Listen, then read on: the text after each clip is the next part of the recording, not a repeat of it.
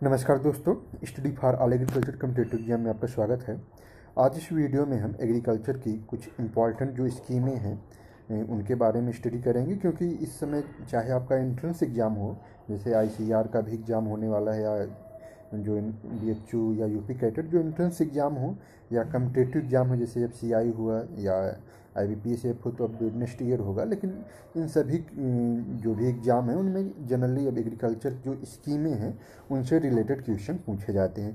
तो इसमें कुछ महत्वपूर्ण स्कीम है, जैसे आपका एनएचएम अर्थात नेशनल हॉर्टिकल्चर मिशन, उसके अलावा नेशनल ऑर्गेनिक फार्मिंग एनएफएसएम अर्थात नेशनल फूड सिक्योरिटी मिशन, राष्ट्रीय कृषि विकास योजना, और उसके अलावा एग्रीकल्चर टेक्नोलॉजी मैनेजमेंट एजेंसी। तो इन सभी के बारे में, जो इनसे रिलेटेड जो भी संभावित क्वेश्चन हैं, हम उन सभी के बारे में देखेंगे।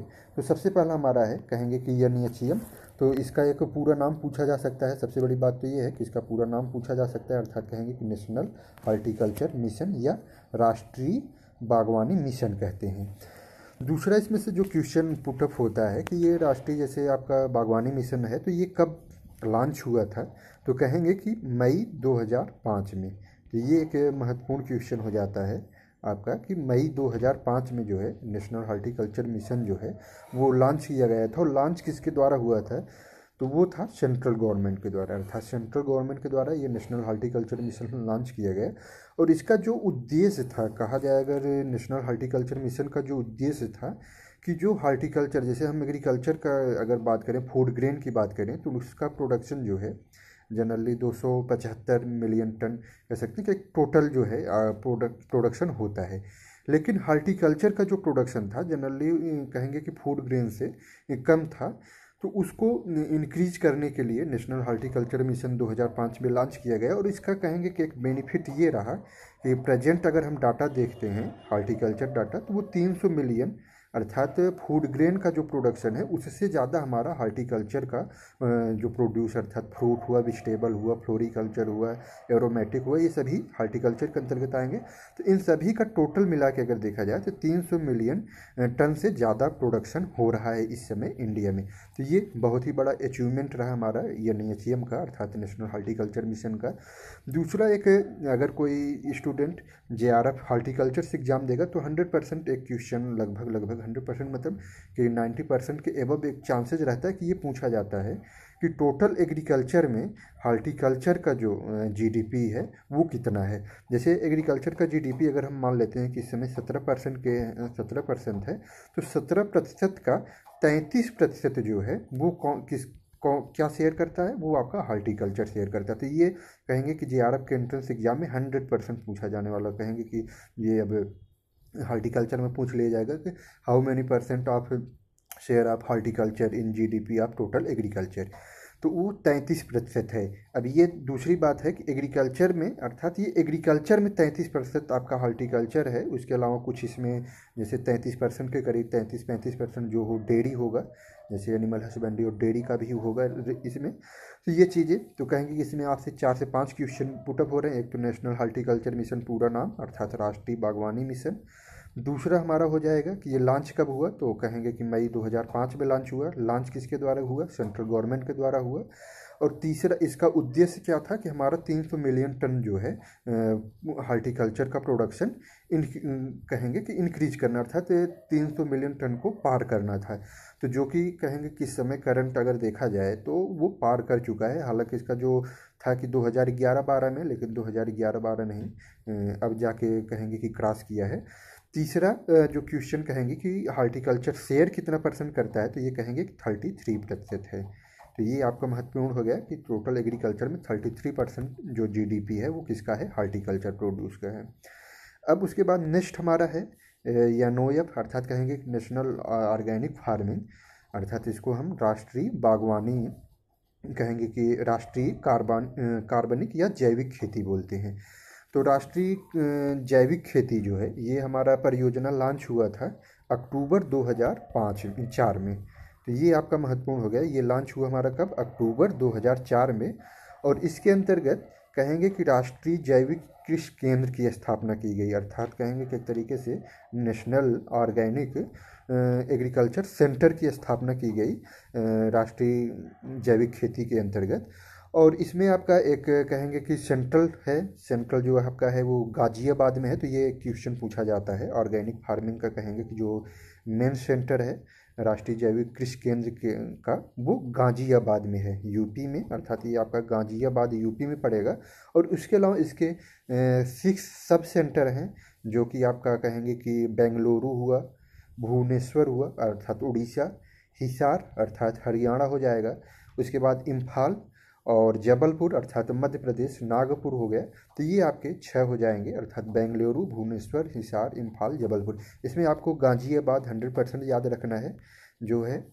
उसके अलावा इसका एक बड़ा ही महत्वपूर्ण क्वेश्चन ये पूछा जा सकता है, अब क्योंकि ऑर्गेनिक फार्मिंग पे ज़्यादा फोकस दिया जा रहा है, तो ये पूछा जा सकता है कि नवीनतम सबसे ज़्यादा ऑर्गेनिक फर्टिलाइज़र का, कहेंगे कि एक तरीके से ऑर्गेनिक फर्टिलाइज़र का प्रोडक्शन सबसे ज़्यादा कहाँ हो रहा है, इंडिया में सबसे ज़्यादा कौन सा स्टेट ऑर्गेनिक फर्टिलाइज़र का कहेंगे प्रोडक्शन करता है। तो उसमें आपका फर्स्ट जो आता है वो तमिलनाडु है, अर्थात तमिलनाडु सबसे ज़्यादा ऑर्गेनिक फर्टिलाइज़र का प्रोडक्शन कर रहा है।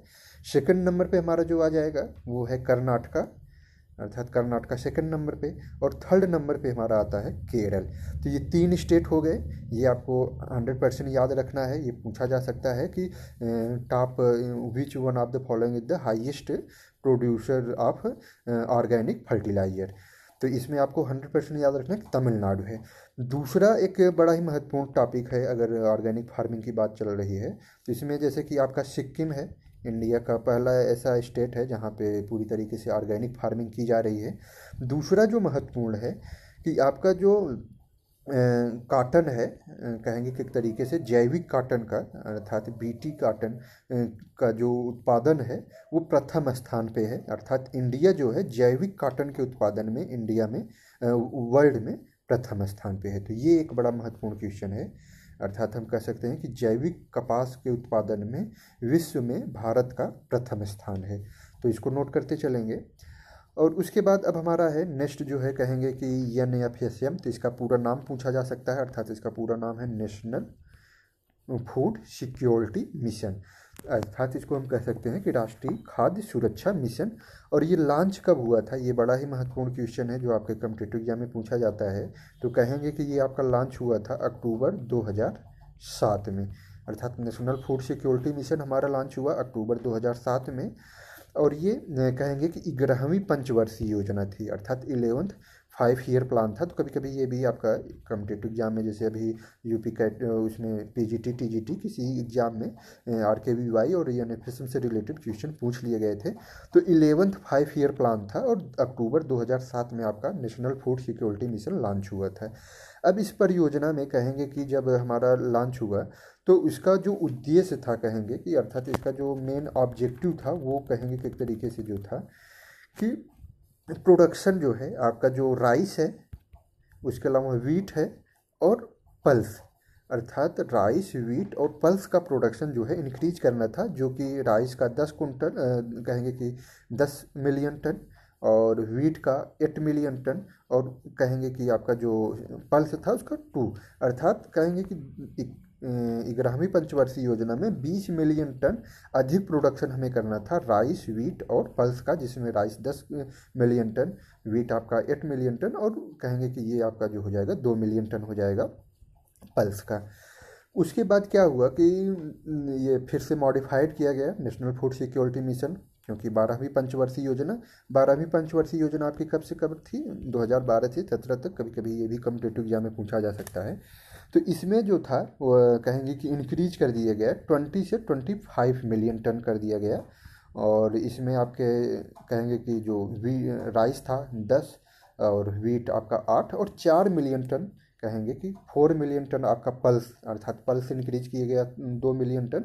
और उसमें अदर जो थे, जैसे कि आपका कहेंगे कि मोटा अनाज, अर्थात एक तरीके से मिलेट्स जो थे, मिलेट्स का भी इंक्रीज कर दिया गया और मिलेट्स को भी इसमें ऐड किया गया 3 मिलियन टन। तो टोटल मिला के हो गया 25 मिलियन टन 2012 का था। और इसमें अदर जो व्यावसायिक क्रॉप, अर्थात कह सकते हैं कि आपका 3 क्रॉप्स और इसमें ऐड की गई नेशनल फूड सिक्योरिटी मिशन में। एक तो आपका कॉटन था, दूसरा आपका शुगर केन हो जाएगा और तीसरा जूट।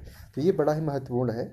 और इसमें जो आपके कम्पिटेटिव एग्जाम के दृष्टिकोण से क्वेश्चन बन रहे हैं 4-5, वो हम बता देते हैं। एक तो नेशनल फूड सिक्योरिटी मिशन पूरा नाम, लॉन्च कब हुआ, अक्टूबर 2007 में, और ये 11वीं पंचवर्षीय योजना में लॉन्च हुआ। इसका उद्देश्य क्या था, तो कहेंगे कि चावल, गेहूं और दाल। तो कभी कभी 4 ऑप्शन दे दिया जाता है इस तरीके से कि national food security mission what is the one of the following is not content.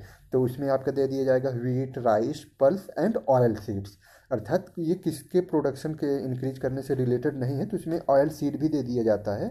और जनरली अगर कोई कंफ्यूज रहता है तो वो फिर दिक्कत हो जाती है। तो ये क्लियर कट रहना है कि फर्स्ट टाइम जब 2007 में लॉन्च हुआ था तो इसमें केवल 3 चीज़ें थी आपकी, wheat, rice and pulse, oil seed नहीं था।